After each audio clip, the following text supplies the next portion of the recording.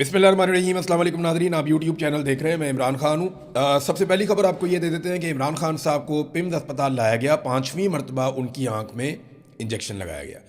उनका जो ट्रीटमेंट चल रहा है वो अभी भी जारी है। इससे पहले एक खबर दी गई कि इमरान खान साहब को जेल से कहीं बाहर निकाला गया और फिर वो वापस चले गए। और मैंने आपको एक बात कही थी कि पाकिस्तान का जो नेशनल मीडिया है वो कभी भी अडयाला की किसी खबर को पाकिस्तान की एस्टेब्लिशमेंट से पूछे बगैर रिपोर्ट नहीं कर सकता। सोशल मीडिया के लोगों की बात अलग है। कोई अगर ज़ाती तौर पे कोई खबर हासिल कर ले और उसकी बुनियाद के ऊपर वो खबर दे दे और अपने रिस्क के ऊपर दे दे तो वो एक अलग बात है।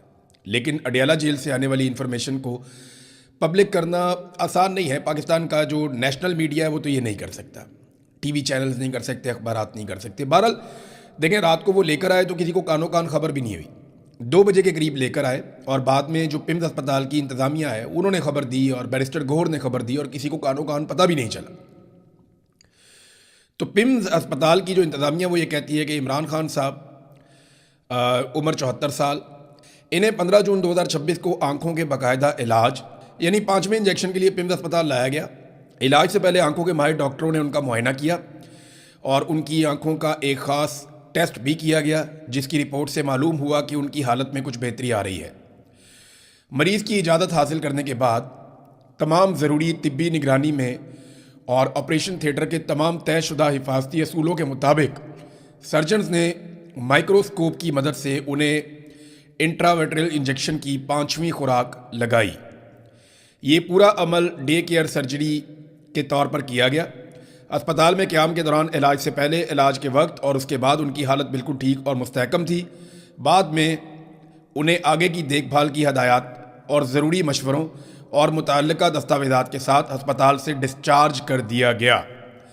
ये जनाब पिम्स अस्पताल की इंतज़ामिया ने अंग्रेज़ी में एक डॉक्यूमेंट जारी कर दिया और इमरान खान साहब को एक मरतबा फिर लाया गया। एक खबर और फैलाई जा रही है कि इमरान खान साहब की गालिबन सुहेल अफरीदी से मुलाकात हुई है, कुछ लोग कह रहे हैं, और उनका ये दावा है कि इस बात को भी छुपाया जा रहा है।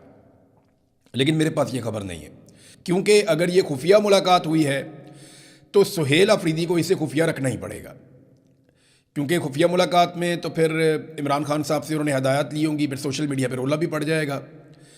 अब बैकडोर चैनल क्या चल रहा है, किससे क्या राब्ते हो रहे हैं, इसके बारे में आप कुछ कह नहीं सकते, क्योंकि जब भी पाकिस्तान की एस्टेब्लिशमेंट पिछला दरवाज़ा खोलती है किसी डील के लिए, मुज़ाकरात के लिए या अपनी फेस सेविंग के लिए, तो वो किसी को कानो कान खबर भी नहीं होने देते।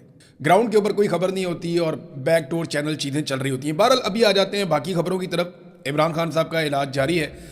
आलमी मंडी में नाज़रीन पेट्रोल की कीमतें एकदम गिर गई हैं। जैसे ही ईरान और अमेरिका के बीच में मुआहदे की खबरें आईं तो आलमी मंडी में पेट्रोल की कीमतें क्रैश कर गईं। जो कीमतें इमरान खान साहब के दौर में थी उससे तो बहुत ही कम सतह पर पहुँच गई हैं, यानी $80 फ़ी बैरल के आसपास पेट्रोल की कीमतें अब हैं। इमरान खान साहब के दौर में ये $115-20 तक भी गई थी, तो बहुत कम कीमत हो गई है। तो अब जिस तरह कीमतें बढ़ाई थी पाकिस्तान की सरकार ने, जैसे पाकिस्तानियों को चूना लगाया था जंग के बहाने, तो अब फौरी तौर पे कीमतें कम भी होनी चाहिए। इमरान खान साहब महंगा पेट्रोल ख़रीद के $150 का दे रहे थे, आज सस्ता पेट्रोल मिल रहा है आलमी मंडी में $80 फ़ी बैरल। तो क्या ये हुक्मरान $150 का दे सकते हैं? हालांकि ये इमरान खान के दौर से ज़्यादा सस्ता पेट्रोल करने के लिए आए थे, तो क्या अब ये सस्ता कर सकते हैं? इन्हें करना चाहिए। और ये लेवी का जो एक तमाशा इन्होंने लगाया, कौम के ऊपर एक बोझ डाल दिया है, वो बोझ ख़त्म करना चाहिए। मईशत को मईशत के तरीके से चलाना चाहिए, लोगों की जेबें नहीं काटनी चाहिए। नाज़रीन, ये जो मुआहदा जिसका हम जिक्र कर रहे हैं कि अमेरिका और ईरान के बीच में हो रहा है, इस मुआहदे में ईरान ने हासिल क्या किया, मैंने आपको पिछले वीलॉग में बताया था, लेकिन अब बहुत सारी चीज़ें और क्लियर हो गई हैं। जो अहम तरीन मुसव्वदा तैयार हुआ है उसके जो अहम तरीन नुकात हैं उनमें चंद चीज़ें मैं आपके सामने रखता हूँ। नंबर 1 तो ये है कि 30 दिन के अंदर अमेरिका अपनी नाकाबंदी मुकम्मल तौर पे ख़त्म कर देगा।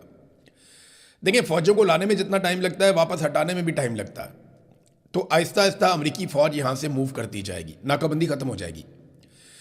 लबनान के अंदर मुस्तकिल जंगबंदी रहेगी, और ये ईरान ने बड़े दबाव के बाद ये शर्त डलवाई है। फिर ईरानी तेल और पेट्रोकेमिकल पर पाबंदियाँ मुअत्तल हो जाएंगी। ईरान अपना तेल जो है वो पूरी दुनिया को फ़रोख्त कर सकता है, उसके लिए पाबंदियाँ अब नहीं होंगी।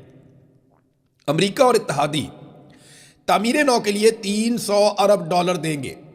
ये ईरान के तामीर नौ का एक प्रोग्राम भी है, उसमें ईरान को बहुत सारा कुछ ماننا بھی پڑے گا، لیکن یہ بہت لمبا کام ہے، لیکن چلے ایران کے لیے رستے کھل رہے ہیں۔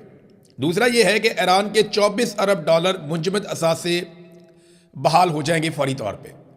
اس میں سے 12 ارب ڈالر کے بارے میں یہ کہا جا رہا ہے کہ یہ تو معاہدے کے وقت ہی ہو جائیں گے اور اگلے 2 مہینوں کے اندر ایران کو بہت سارا پیسہ ملے گا۔ یہ پیسہ اتنا زیادہ ہوتا ہے ناظرین کہ 1 ارب ڈالر کے لیے پاکستان کتنی کوشش کرتا ہے وہ آپ جانتے ہیں۔ سعودی عرب سے ہم نے یو اے ای کو 2.5 ارب ڈالر واپس دینا تھا، تو سعودی عرب سے ہم نے وہ پیسہ لیا اور یو اے ای کو واپس کیا، تو اس کے بدلے میں ہم نے اپنے جیٹ طیارے، اپنی فوج، بہت سارا کچھ سعودی عرب میں پہنچا دیا۔ جو ہم نے چائنا سے قرضہ لیا، حالانکہ یہ سارے قرضے کے اوپر ہمیں سود بھی دینا پڑے گا، ان سارے قرضوں کے اوپر ہمیں بہت زیادہ، یعنی یہ معاہدہ تو سامنے آج تک آیا ہی نہیں، اور جو سامنے آئے وہ انتہائی پریشان کن ہے، پاکستان کو بہت پیسہ واپس کرنا پڑے گا۔ بہرحال ایران کے تو وارے نیارے ہو جائیں گے، اور جو میزائل پروگرام ہے وہ ان مذاکرات کا حصہ نہیں ہے۔ پھر جو جوہری ایران کی صلاحیت ہے وہ ایسا نہیں ہے کہ وہ ایٹم بم بنا پائے گا، لیکن وہ ایٹمی توانائی حاصل کر سکتا ہے اور اس کے لیے اس کو اجازت ہوگی۔ ان ساری چیزوں کو پلس مائنس کریں تو ایران اس لڑائی کو جیتا ہے اور اس نے بہت سارا کچھ اپنی قوم کے لیے حاصل کیا۔